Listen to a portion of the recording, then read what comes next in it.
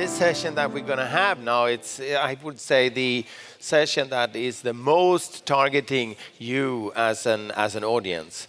We've been here and for a couple of days, and we've listened to a lot of things, and we also debated quite a number of different papers that has been distributed.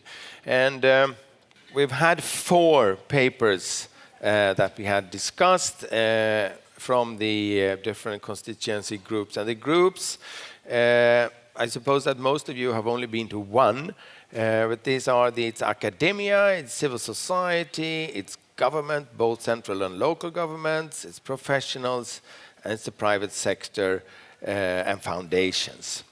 So that's how it was divided. And then we have, in order to use as much efficiency of the time as possible, I think that someone here, was it you, Petro, who spoke about the 1-minute mayor? And I think this is where we are now. We will give you kind of a minute each to reflect on your papers. 4 papers, 4 minutes. That's about where we are. And maybe we should actually start with academia, because we have a fairly academic touch to this. The microphones are on the tables here. Huh? Thank you, Thomas. So what I really would like you to focus on is kind of what is the key outcome from your academic perspective to these 4 papers. Okay, thank you, Thomas. Looking for a key outcome from an elaborate academic get-together is exceedingly difficult. But I shall try to keep to my 4-minute overall allotment. Taking advantage of the notes that I wrote, I decided to write something up because they could be useful for facilitating the overall recording of the main issues that came up. And I'm sure that some of the points that I might not have registered will come up in the course of the discussion after this presentation. Well, in the course of our first session, the Academia and Researchers Constituent Group considered document 1, paper 1 and 2 together. The reason for this was that they were dealing essentially with the same subject, and that they had to be seen together also because the second paper was somewhat longer and more complete, for the simple reason that it had been prepared after the first one, the key messages. So the general feeling was that it would be useful to combine and merge the principles and the ideas contained in the 2 papers, that the text could of course be revisited and clarified wherever necessary. But at the same time, there were new items, new issues that appeared in the course of the discussion. Among them, public space and regeneration, equality, process over mere design, public space standards, the need for a systemic approach, public space and urban productivity, urban borders and residual spaces. The second concluding session dealt separately with indicators and the follow-up mechanism paper. A preliminary remark was that the fundamental goal of research was knowledge, and that some of the plenary presentations clearly revealed the need to expand our collective capacity to learn more from what we are all thinking and doing, and to take mutual advantage from this growing patrimony of observations and experiences on public space. The discussion on indicators in particular can be characterized as one of constructive skepticism. The main critique concerned the difficulty of evaluating situations and progress in different contexts and cultural settings. Another problem to be dealt with was the risk of measuring quantity to the detriment of quality. And more work was needed also in fine-tuning the present list. For example, it was remarked that WHO was revisiting and fine-tuning its minimum open space per resident standard. And, for example, indicators 1 and 6 on the list could be merged. The need to support the process with pilot projects and appropriate guidelines was also suggested. And in this regard, an observation was made that the UN Habitat Public Space Toolkit, available on the Urban Gateway website, already contained a useful first collection of key principles and related good practices that could be useful for this expanded and improved connectivity and mutual communication process. It was also suggested that it might be useful to organize indicators data around regional compatibilities. But in the final analysis, MDG experience showed that however imperfect and partial, indicators could be a powerful means to inspire action.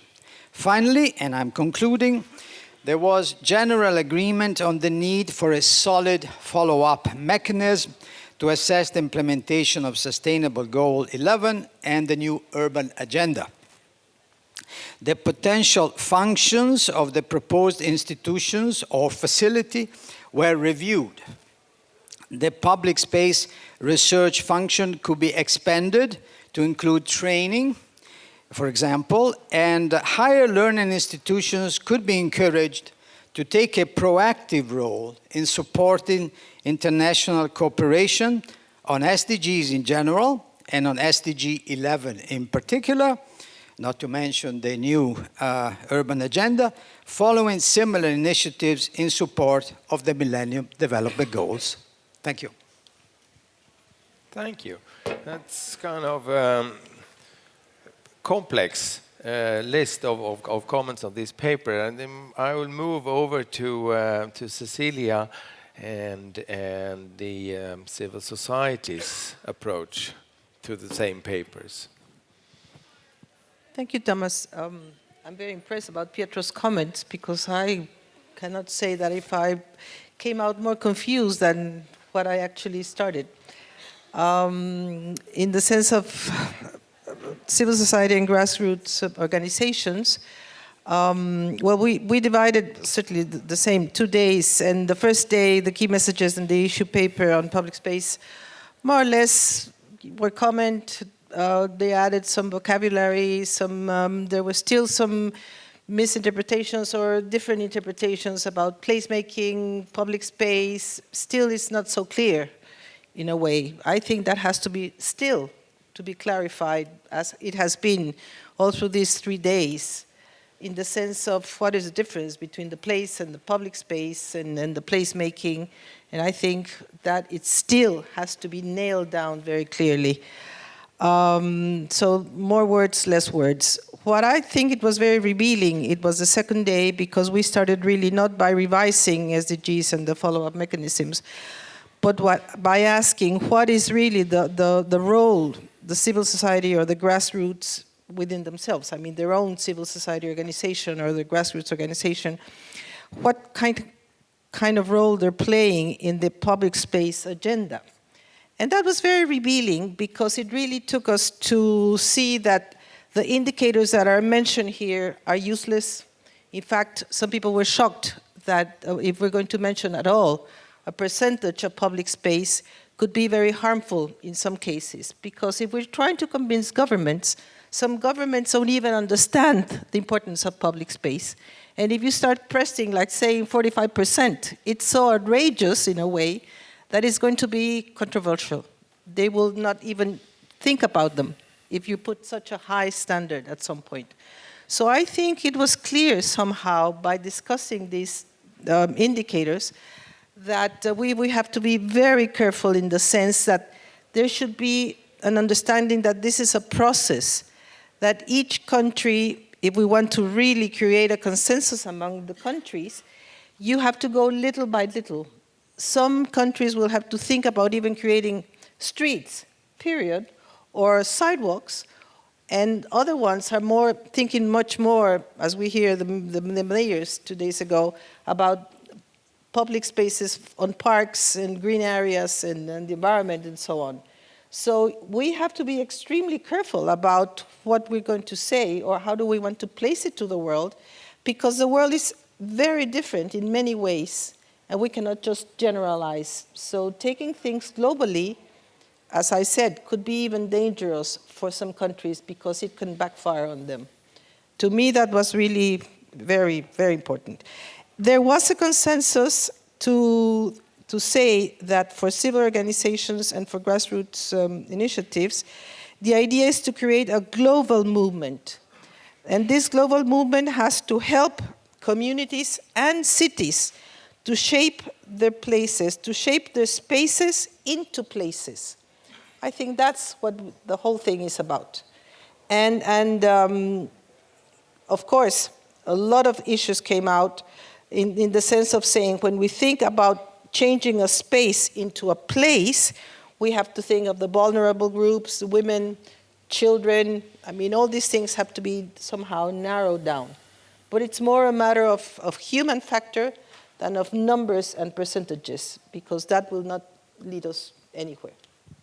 Just to sum it, somehow, this confusing discussion. Thank you. I think it's very good to have it condensed as this, actually, if we should manage this in the hour we have. Mariam, you are working with government, central and local. Thank you. In no particular structure as outlined, I'd like to give an overview of what our group discussed. First of all, I consider it a great privilege that Ambassador Inga was with us, and over the past 2 days, she gave overview of discussions, and that places what I'm about to say in particularly advantageous position, since most of these things would have already been couched even better. Well, considering the key messages, we felt they were too long. The bullets were too many if you're going to deal with governments. Governments appreciate better a short document, 2 paragraphs, not more, which is simplified and nimble, and which responds to their sense of understanding of responsibility.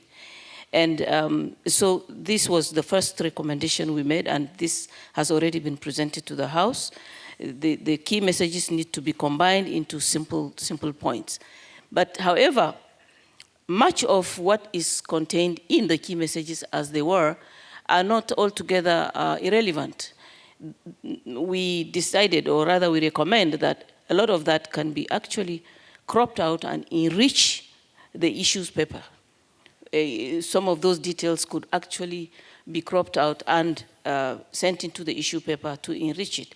Okay, the essence of the message to government in terms of key messages is to center around legislation and strengthening of partnerships between government and non-state actors for a better understanding of the sense of place, and promotion of constituency dialogues in such a way that every constituency is able to articulate their understanding and needs in a language that government understands, and including the operational officers of government. So when we talk of these constituencies, we don't exclude them, because it's essentially about strengthening partnership between government and non-state actors. About the indicators, there was a general access to the accent to the indicators the way they are. But one particular issue, like Cecilia has already pointed out, that actually engaged us was the issue of percentage. The 45% was neither here nor there, and we could not quite engage with that very well, because even the definition of space still remains unclear. So if the definition of what makes space, public space, is still unclear, based on what can 45% be zeroed as a standard? I think we dwelt quite a bit on that. and therefore recommended that there needs to be further dialogue and that percentages, if adopted at all, should be contextualized, like Cecilia has already indicated from the civil society group. In terms of follow-up mechanism, we zeroed in on the public institution that was recommended and questioned the essence of that institution. Are we recommending a public institution because there is a cause, and we think there is, or are we just recommending because, okay, we've been meeting this many times, now let's institutionalize ourselves? Governments have a nose for the essence of why public institutions are requested for. And so we need to be very clear, very honest, and professional about why we are requesting for an institution for public space. We went over and above to consider issues of implementation. We felt that we needed to really advance implementation steps. And we talked about a few, some, and I have highlighted a few here. The first is that we could promote and advance to government the need for an integrated national urban development plan as the framework within which public space can be contained in a meaningful way, in an integrated way, and in a cascaded way that responds to different levels of space need from community. In fact, we started from the house unit to community, to neighborhood, to district, to the city, and indeed to the region. Governments would easily better understand it if we couch it in that kind of framework, in some kind of a policy that holds it all neatly together. Then we considered media outreaches as very good platforms to promote understanding, engaging in publicity, media, and information flow. Training was very, very important. We identified training as the way forward. Government officers, they could really want to do, but how? They need to be trained, and also they need to be taught how to engage with non-state actors, and they need to see their face and value in what it is we are calling for in a non-threatening way.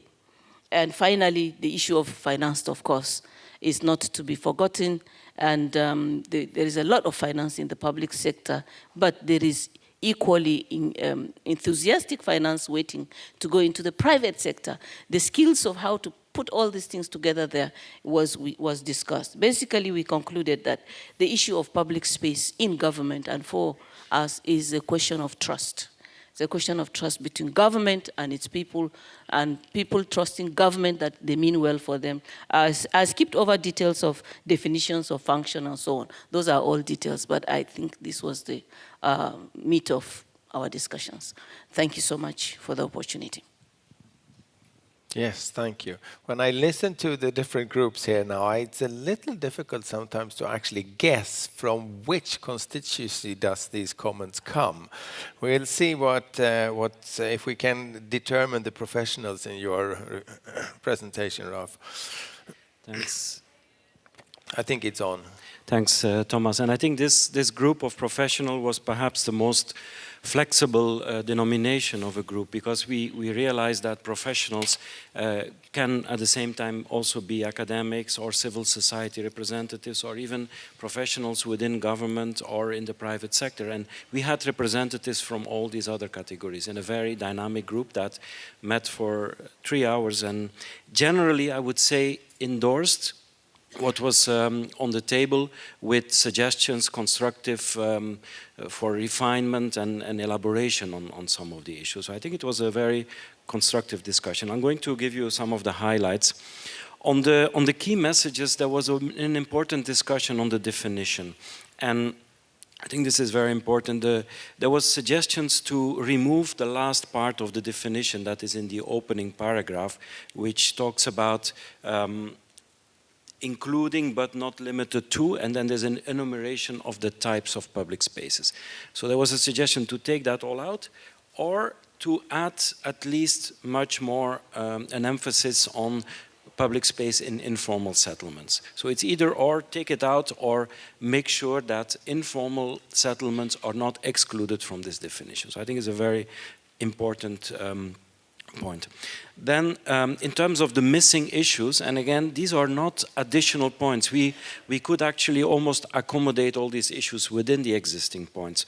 One was the cogeneration of space was not sufficiently emphasized. The link between public space, housing, and livelihoods could be strengthened. The issues of biodiversity, environmental issues related to public space should be strengthened. Issue of cultural preservation is not strong enough. And finally, the human rights, social justice issue. Again, we could find traces of all these issues, but we feel they should be strengthened. I think this was more or less the consensus of the group. On the second paper, that is the issue paper 11 for Habitat 3. Again, this was a continuing discussion along the same lines, but one very important comment was made that these key drivers of action, which is the last part of the paper, did not sufficiently address central government, which are the main decision makers at Habitat 3. So we should be careful, and we should perhaps enhance these recommendations with very precise suggestions of what central government could do to enhance the public space agenda.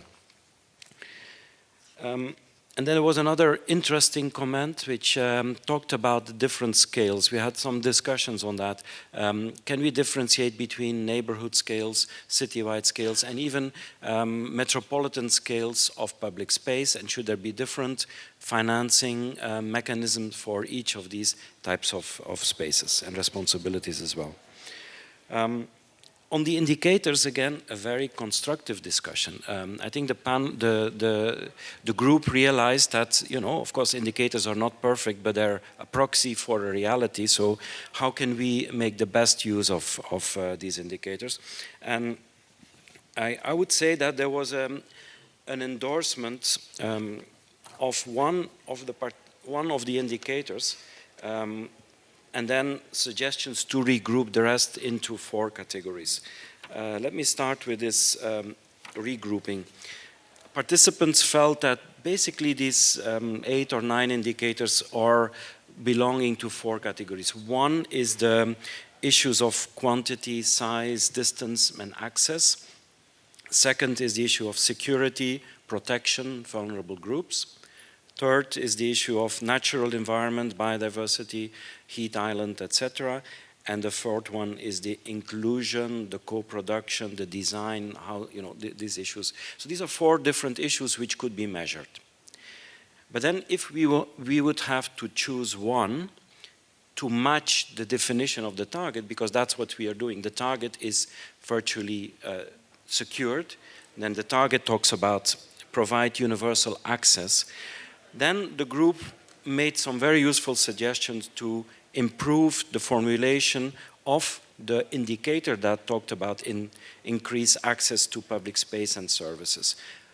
By trying to capture how to get to the public space, by walking, by public transit, by cycling, to make sure that the streets are also included in this definition of public space, and to also emphasize more the difference between green space and other types of spaces, or to qualify basically the type of spaces that need to be accessible in that quantitative definition. And perhaps that could be a solution if you only had to pick one type of indicator. Now, on the final paper, which is we considered is the paper that talks about the future of this future of places movement, there were some useful suggestions. The way we framed the question was, what do you expect from this group in the future, in the next couple of years? And I'm just reading out some of the suggestions that came from this professional group. They would like to see the continuation of this as a clearinghouse of information related to public space, as a source of organizing virtual conferences on topical issues related to public space. Others suggested this should become a kind of a group that can provide training to public officials to increase awareness about the importance of public space. Others yet suggested that this could be a vehicle to channel resources, including financial resources for research on public space. And then, again, some related issues, the hosting of a data bank on good cases and statistics related to public space, a think tank, and finally also a suggestion that this group could be serving as a platform to formulate a research agenda for public space. So I think these are some of the suggestions that came out. Not in any order of priority, but I feel that these are things that the professionals believe that this group or the continuation of this group should cater for in the future. Thank you. Well, thank you. That was very a good definition, actually, of possibilities there. So we move to Christine and the private sector and the foundations. Thank you, Thomas. We had also a very interesting group of private sector companies, consulting firms, architecture firms. So it was a very action-oriented group, I must say. We had 51 participants, and I see a lot of you in the room. On the key messages, we basically endorsed the proposal. We suggested few edits, but quite minor edits. But on top of it, we propose 5 key points of action and implementation. Number 1 would be to promote public-private people partnerships to make and maintain public space. Yeah. Second one, to elaborate new economic models, and here we are, private sector. New economic models and funding mechanism involving the private sector and foundation, in particular to explore potential of models such as social bonds, ensuring measurable outcomes, ensuring alignments of interest for both the private and the public sector. So that's a very tangible recommendation. Number 3, designers should communicate to private developers, clients, the long-term economic value created by public space, including freely accessible public space in new developments. Number 4, to encourage efforts to analyze and evaluate the benefits and impacts of public space through measurable cross-budget indicators that address all stakeholders' interest, from the investors to the communities. So that's also about inclusion. And finally, to encourage CSR models that promote the use of privately owned properties for public use. So you see they were very practical, and they issue those 5 points that we would like to see in the outcome document of this Urban Thinkers Campus. On the issue paper, the group felt we had a fundamental discussion on public space versus public place, because the title of that paper is about public space. And the group felt that we tend to confine, by talking about public space, we confine issues that are in most people's mind to square, parks, marketplace, etc. So the recommendation of the group was to actually to frame that paper in public place, and to talk about placemaking, and then that will bring the issues of architecture and design, equity, community engagement, public health, heritage, transportation, local food system. So we had a very long discussion about that. But we felt that the issue paper would gain by going to the next level of public place. And as such, the group called for the city we need to adequately include public place. So the city we need principle, one of the principles is talking about the unique identity and the sense of place for the city we need. So the group felt that we really need to build the argument of public place in the city we need towards Habitat 3. So this needs to be elaborated further in terms of policies, in terms of urban solution, and we need to really go beyond. On the indicators, in fact, we have proposed considerable simplification in order to have more measurable and realistic. We felt that some of the measurements were not really realistic. So we kept only 3 indicators. We collapsed 2 of them in one. We kept 2 others, but we added a very simple one, which is by 2030, each nation should have a public space strategy and action plan for implementation, agreed 2030 target per person. So basically asking each government to have a strategy, a plan for implementation on public space and a target. So on the follow-up mechanism on the SDG target 7, the group has endorsed the proposal. We didn't further commented on that. So you see, we had very specific points and demands, so we hope that will be included in the recommendation.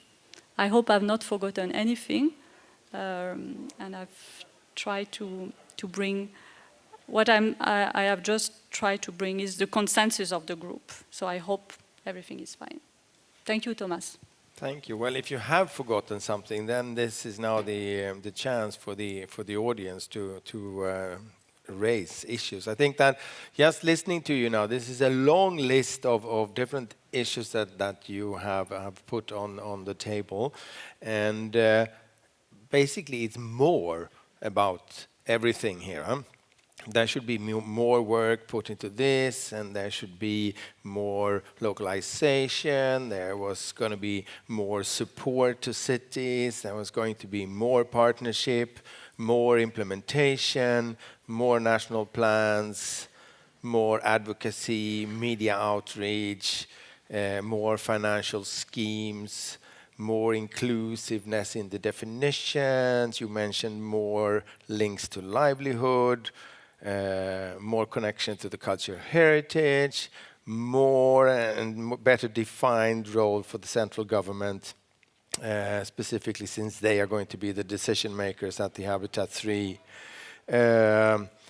More national strategies, more processes with the 4 Ps, more communications, and basically more place. The only thing that I heard that you said less about was actually less text.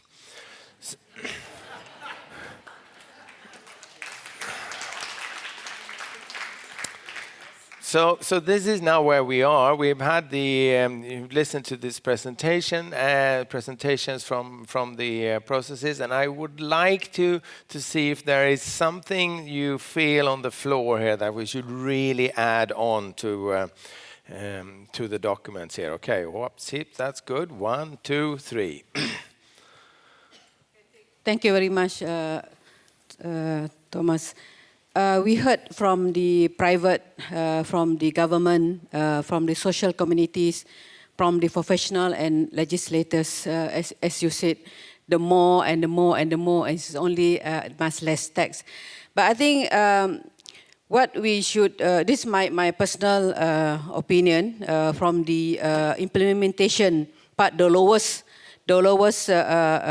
sectors that we would like to implement what we are discussed for the past few days. I think we should have the general policies and the general targets. Whatever it is, either is it 45% or 30%, the general targets and the details, I will leave it to each country members to put up whatever guidelines or urban design guidelines and the details up to the mold, to the necessary and the challenges of the countries and the country members. And we have to have all this, we listen to all the 5 comments, and we have all the ingredients. Either you put from the private ingredients or the government ingredients, social communities and all that. And then we have to mix up this ingredient to a recipe. and a recipe which include can be included in terms of the public, in the accepted by the public, which include government, legislator, or professional also is in the public, and also professionals in the private, and the private, that is developers or professionals in the private, and the people, the community. And all these three have to be more as a partnership. That's why I'm looking at what you said is a 4-piece, how we can mold it together to have the recipe, and at the end of the day, we have what we can get, the public spaces, and also the countries or the country members or the local authorities to come up with the detailed guidelines, the regulation, the urban design guideline, etc., to achieve the certain target for the public space. That is my comments and my observation. Thank you very much. Thank you, Mayor. Two short comments. I think we should seriously consider having less public space in most places that I've studied, and more public space that is effective, which means that people can actually use, they are close to, they are walking to, and they can enjoy mutual presence with a variety of other people, not excluding anybody, but allowing them mutual presence in public space. And usually when the public space is too big, and I think the 45% aims at that, is becoming a dangerous space in some ways. The other thing is, I think in many cases, when the documents are talking about public space, they talk about public space that are green, parks, and so forth. I think streets are much less emphasized. And I think if we come with a message that the main element of the city is its streets, basically, I think it will be a very important message, because I think there is a general misunderstanding in this issue. Thank you. Thank you. Well, I think that we have definitely talked about all these aspects of the public space, of the placemaking, but maybe it is very important now when we are coming into a phase where we are going to produce results, documents, and messages and so forth, that we really secure that what comes out in black and white is correct. Yes, there was one there, yeah. That's right. Paul Zimmerman is my name. I've been working with the Convention on Biodiversity in Hong Kong, and one of the good things about it is that every nation has to deliver a strategy and action plan, which sets out how they, as a nation, themselves, to their local circumstances, are going to implement strategies and actions to achieve a number of things, including a simple one: halve the losses in biodiversity. And that is, I think, what delivers a simple message, and then every nation can go out and do that. But the obligation is to deliver an action and strategy plan by a date. And what I would suggest is, if we have to keep it simple for this conference and for the United Nations, as has been suggested by our representatives of the UN on the podium, that we need a simple agreement that the nations can sign up on. I would call on this meeting that we've had here to make sure that we do not step away from an obligation for the nations, which is to deliver by 2020 a public space strategy and action plan.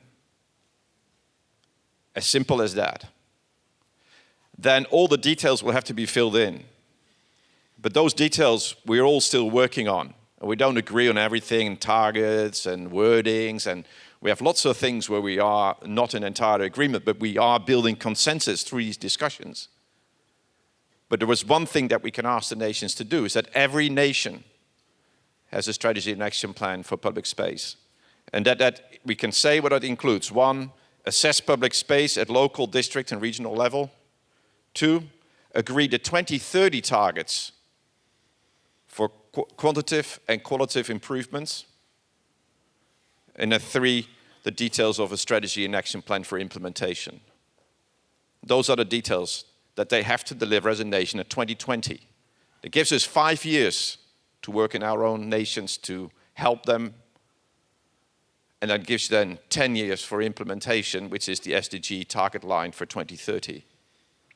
But that would be a process I would propose that we should agree on today. Otherwise, the nations walk away with a big paper with lots of different words, lots of disagreements, and they can't do anything with it. Thank you. Yes, and I think it's very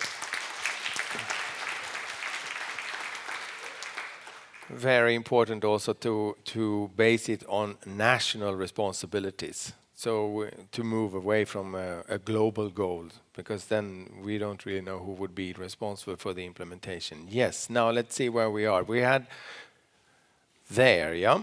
Microphone, please. Yeah, thank you. I was in the academic session, and just to make a small joke, we had a very vivid exchange of opinions. We came with our own, and we were left with Pietro's. From supporting that one point, I believe, and that was discussed in the academic session, I believe that talking about anything that is spatial in an indicator brings us back to 20th century thinking of the Charter of Athens. 500 meters accessibility, 9 square meters per person, it doesn't make sense. We have to be much more national, and I would very much support this proposal to have a nationalized indicator, a strategy delivered by the member states, and not going into details of design, which is not our target. Thanks. Yeah, thank you for that. Have we exhausted the audience? No, we haven't. Good morning, Ludo Campbell-Reid from Auckland, New Zealand. I just wanted to say to Paul, I think what you said is just brilliant. We can't agree on all the details, and if we can't agree on all the details, then the member states won't agree on all the details. It's not rocket science. These people need to feel like it's their ideas too, so they have to co-create the answers themselves. So we just give them the simple message that every city needs, or city, nation, state needs an action plan, and we will work, or the UN will work with them to develop that action plan. In New Zealand, we have the Ministry for the we have an urban design protocol for the whole of New Zealand, set by the government of New Zealand, originally by Helen Clark, who is now in the UN. And that Ministry for the Environment Urban Design Protocol requires every local authority in New Zealand to deliver an urban design action plan. But there's no prescriptions around what that should be. You make it up yourself, but as long as there is an action plan, you will get a better city and a better world as a result of that. So keep it simple, stupid is the message. Otherwise, we will get the UN groups some of them agreeing, some not. And I think we might miss a trick. So don't put all your eggs in one basket. Go and spread it across and ask them all to deliver their own action plans. That's the power of co-creation, which is what we've been talking about. And each city is different. Each country is different. Each people are different. So make it for themselves. It's got their own personality and DNA. That would be my recommendation. Okay. We still have time, actually, so we'll have 1, 2, 3 last comments. Okay, although I'm very much aware of cultural diversity and the importance of local input, I think there's a huge missed opportunity here. Every city in the world has streets. There is no city in the world without streets. Every city in the world, the majority of its public space is streets. Almost every city in the world sees its streets at the moment as spaces of mobility, most of all for cars.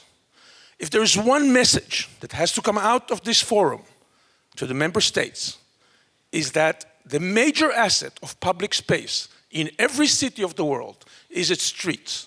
And most importantly, its major streets. Because these are the spaces that connect people to each other. These are the spaces that create all the good things that we want about public space. And if we don't come out of this with this clear message, nobody else will. Well, that's definitely an issue. And I think that we, maybe this specific conference hasn't focused that much on the street, but the previous one we had, the number 2 in Buenos Aires, was basically focusing on the street as a very important part of the, so I fully agree with that comment. Yes. Yes, hello. Thank you very much. My name is Lizbeth Iverson from Norway, and I think it's a good proposal to ask for a strategy and action plan. We could also mention, you know, that this group, or as a think tank or something, I don't know, could provide with over the next years best practices and also research in the field. And because it's important not to forget that it's local level, even nations have some troubles with, you know, too much intervenience in the local public place. But if we have kind of a process, I think it's important. We have to ask the nations to have this kind of action plan, and we can support and provide with research, best practices, and debate on values, because we haven't talked too much about values. So I think that that's important. And also, I think that if we are too specific, they will not sign an agreement. Yeah. Fred, last. So is Arif Hassan here? Is he here? No, he gave a, he had, one of his slides was a code of ethics that we all need to live by. And maybe that could be worked into three sentences or 4 sentences that countries could sign on to that would be very elevating in terms of the purpose of the places that we all cherish and the kind of attitude towards them and the development, and developers should sign on to that. Communities could sign on to it. So it could be kind of a collective signing of an agreement about people's future that is going to be positive and definitive. Anyway, but he was great. He was a treasure. Thank you for that concluding. Can I ask you sitting here, because I was thinking this is now one of the early thinkers campuses, and there is going to be several held in the future in the coming year leading up to Habitat 3. So do you think that this setup that we actually divided into the constituency groups and we discussed the same kind of document and so forth, do you think that that was useful and worked very well? And it's something that we can recommend that they continue with, or?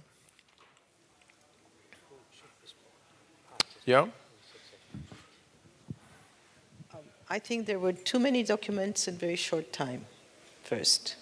Second, we're coming to a crossroads when you're discussing global issues that will never cover the whole thing. And I'll give you an example that I was shocked to hear somebody mention at the grassroots level. In my place, streets are covered with people. That's where they live. I mean, so we're beginning to cross here issues. Somebody said livelihood. I mean, and you're thinking about bicycle. No, it's about life and death. Mm-hmm. So the array of situations in the world today are really so divided in one way and so different that it will become extremely difficult just to grasp. It has to be simple ideas, but it really has to cover a lot of things. So that's what they say. If you talk about 45% of public spaces, it's ridiculous when you think that people are dying on the streets. So either we take it extremely seriously and then you really dedicate 3 days, at least every afternoon, to discuss one paper, but I think it was too much. Some were still in a draft way, others were much more sort of coherent somehow. And you would have to concentrate probably better if you want to achieve something very seriously. Any other comments? Well, in judging from the results, it's obvious that an in-depth discussion within the time limits that were allowed on the part of different constituencies offered some advantages. But at the same time, I would think that possibly we could have thought of a different model. I mean, we could have had a plenary discussion on these 4 papers, possibly on shorter papers, because for the simple reason that by sectoralizing the discussion among different and parallel groups, each group missed out on some important insights that were produced by a different group. To the point that now, myself, but I think this is a problem that others share, am considering very important points that did not come out in my group. For example, the distinction between public space and public place, or the idea of focusing on a national public space strategy. And some of us would have had, I'm sure, interesting things to say about topics that emerged in the course of different and parallel sessions. And I would think that probably other groups could have benefited from observations that arose in our individual sessions. So, judging also from experiences from other meetings, such as the biennial public space, which also has the problem of being fractured into a myriad of parallel sessions and workshops and the like, I think that probably it would be worth considering the idea of giving more plenary and collective attention to a small set of priority themes and issues. Thanks. You know, about the subdivision, I think we are more than 300 people, would have been difficult to discuss all these issues. So we cut it in groups of 50 according to, let's say, professional affiliation. Could have been by region, could have been just randomly mixed, but I think 300 was too much for the discussion. The problem is we need to bring this back to unity. We should really speak with one voice, because if you take a few steps back, we started this in 2012. It was just an ambition to have more visibility for public space and placemaking in the new urban agenda. That's essentially what we are after. And now we have reached quite far. We have a target that is not going to be taken away from us. We have a policy, an issue paper that may influence policy recommendations. So we need to build on that, but with very clear and united messages.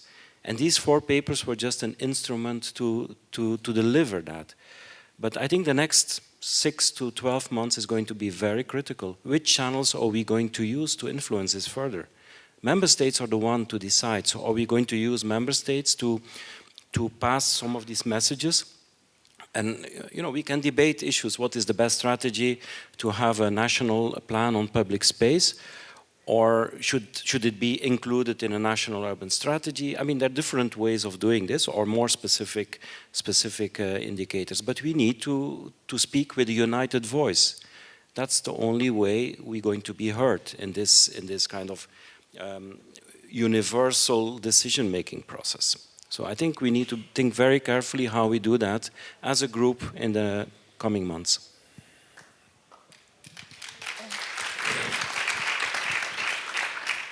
I just wanted to remind the objective of the Urban Thinkers campuses, because we started one in Caserta, this is the second one, and we will have 27 more Urban Thinkers campuses on different themes.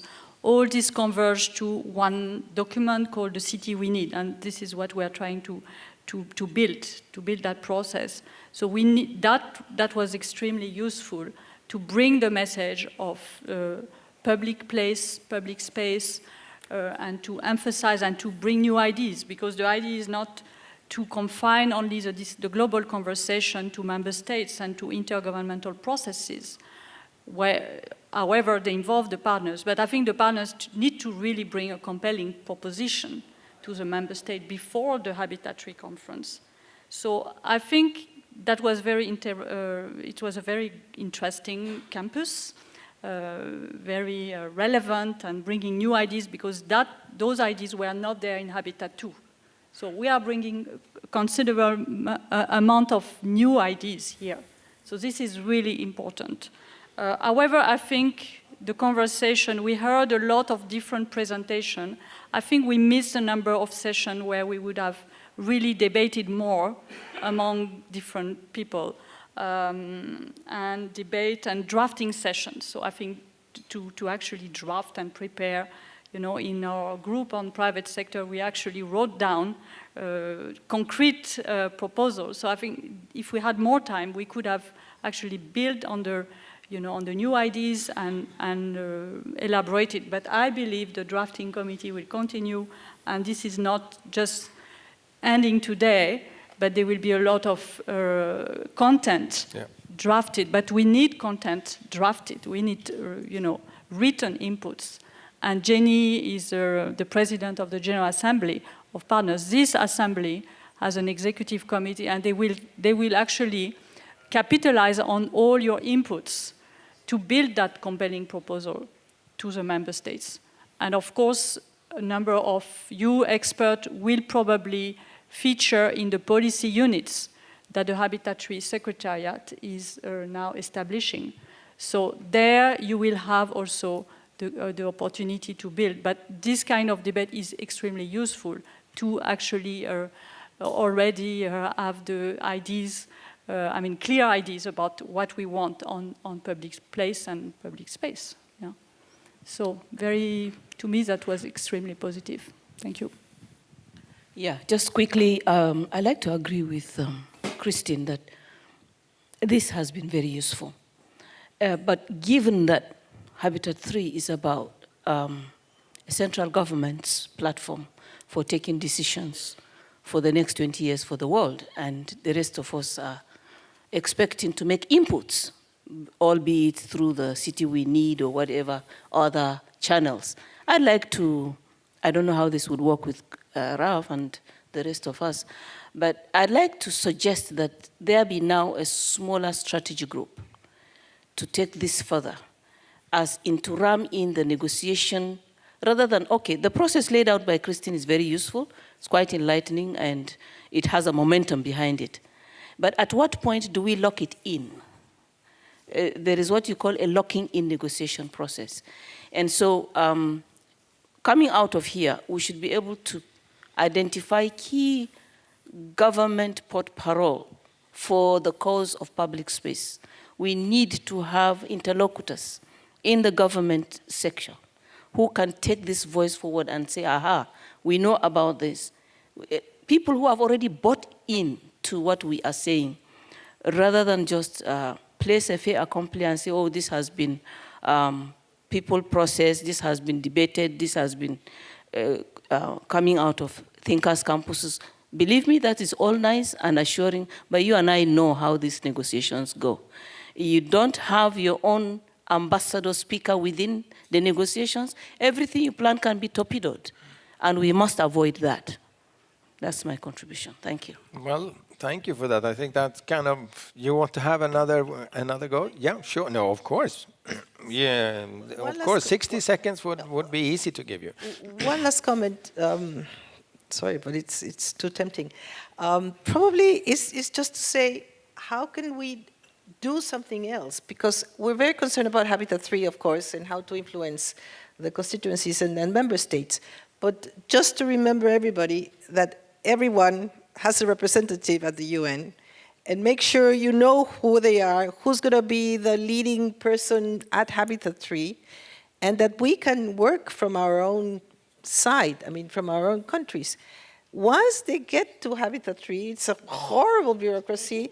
Countries work in groups, so they even go with the flow, not even on a country on their own.